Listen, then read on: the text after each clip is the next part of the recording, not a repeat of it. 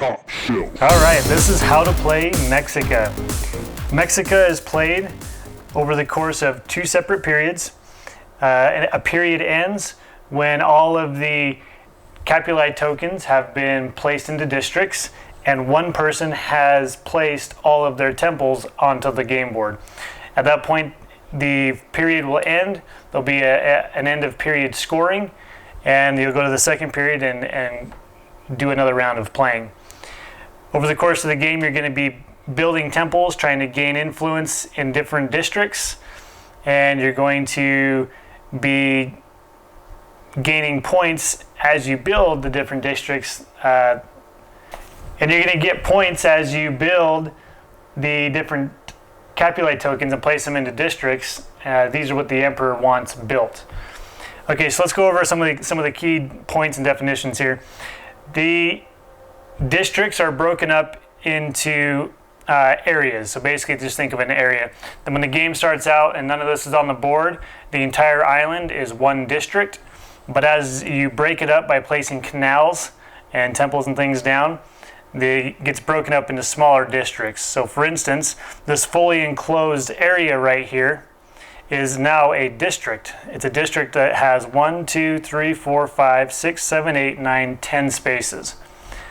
This is an unfounded district, meaning that there's not a Capuli token in that area yet.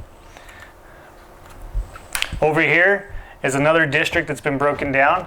This district is a founded district. This district already has a Capuli token in place. Because of the 13 spaces there, this district was able to be founded with the 13 Capuli token. And because it's founded, this district can no longer be broken up by placing additional tiles. You can no longer break it up anymore. All right, on a player's turn, every player gets 6 action points that they can take, indicated by the 6 red dots on your player board. And then this is a list of all the different actions you can take. It looks a little complicated, but it's really not. We'll just go through the list. One action that you can do is you can place a canal token. You can either place a two-space canal token or a single-space canal token. Either way, it only costs 1 action point to do so.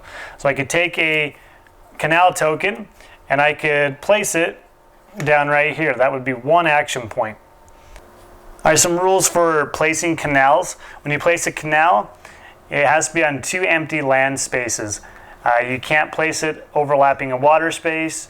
You can't place it overlapping the starting palace. You can't place it on a place where there's a figure or where there's a temple. You also can't place it where there's a bridge. So for instance, I couldn't place it here because that would mess up the bridge, but I could place it like that. The next thing I could do is I can place a bridge or relocate a bridge. In order to place a bridge, that costs 1 action point. I can take a bridge token, and then I can place this bridge token on any water space that connects a land to a land. I could not place the bridge token here because there's water on both sides of it, nor could I place it here because there's water on this side and land on this side. It needs to have land on both sides. It's okay to place a bridge that runs into a temple. That's okay. The other thing you can do is relocate a bridge. Once all of the bridges have been placed onto the game board, then you can take a bridge from one location and move it to another location. Another action you can do is you can move your pili. Your pili is your worker who has to be in certain areas at certain times over the course of the game. So you'll be moving him. There's different ways to move him. You can move him from one space to another space. That costs 1 action. You can move him from one space onto a bridge. That's also 1 action. You can move from a bridge to an adjacent space that is on the other side of the stairs. He can't jump off the edge. He has to go down the stairs. That would be 1 action as well. Another action you can do to move quickly around the island is if you start your turn on a bridge, you can follow the water and move to another bridge. So this goes all the way over here. I could connect and move all the way to that bridge.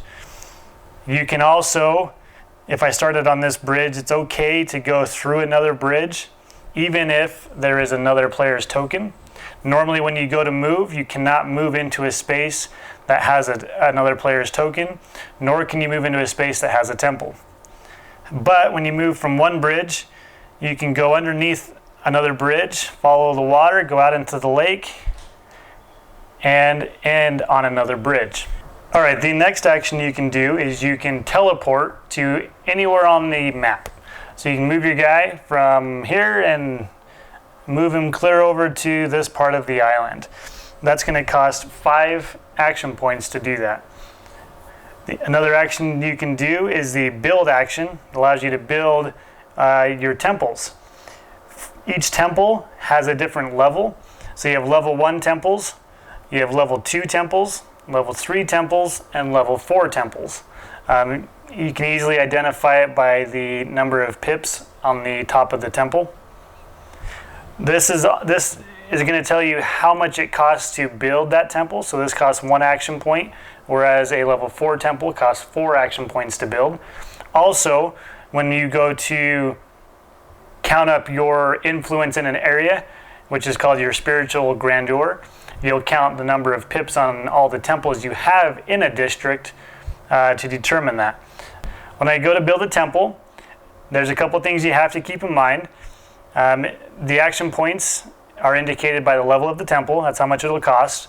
Also, in order to build a temple, you have to have your pile in that district that you want to build in. So this is the big district that hasn't been broken up yet, so I can go ahead and build this temple anywhere I want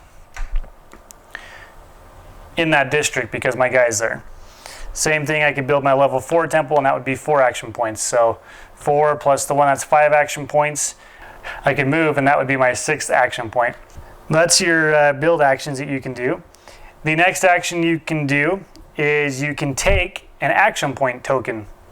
You can take a maximum of 2 action point tokens per turn, and you can keep these over the course of the game. And later on in the game, as another action, you can spend one of these action point tokens to take an additional action. It doesn't give you more action points, it basically just defers your actions from one turn to a later turn. The very last thing that you can do, that's also a free action, is you can found a district. When you found a district, the same thing applies. You have to meet the requirements of one of the Capuli tokens. The number that's in yellow, the district has to have exactly that many spaces in order to found that district. So I could place this level 10 token over here in this unfounded district that has 10 spaces. However, I have to make sure that my pile is in that district in order to found it. Then I would take the token, I'd place it in there. Anytime you found a district, you gain the indicated points in blue. So I would gain 5 points immediately. If another player had his pile in that district, he would gain the smaller number in white. He would gain that many victory points. And that's the actions you take on your turn. Once you've used your 6 actions, it'll go to the next player. They'll use their 6 actions. The round will continue until all of these have been placed and at least one person has placed all of their temples. And then the first period will end and there'll be a scoring phase. For the first period scoring, you score for the districts that have been founded. So we would look at the districts, and whoever has the most influence in that district or spiritual grandeur will get the biggest number in yellow, which is 10. Second player will get 5, and third place will get 3 points. In this case, black has the most spiritual grandeur with 3, where the clay colored player has a spiritual grandeur of 2, and the white player has a spiritual grandeur of 1. So black would get the most, then the clay, and then the white colored player. We would do that for each founded district. Also, if a player had his pile on the starting spaces, he would gain 5 additional points.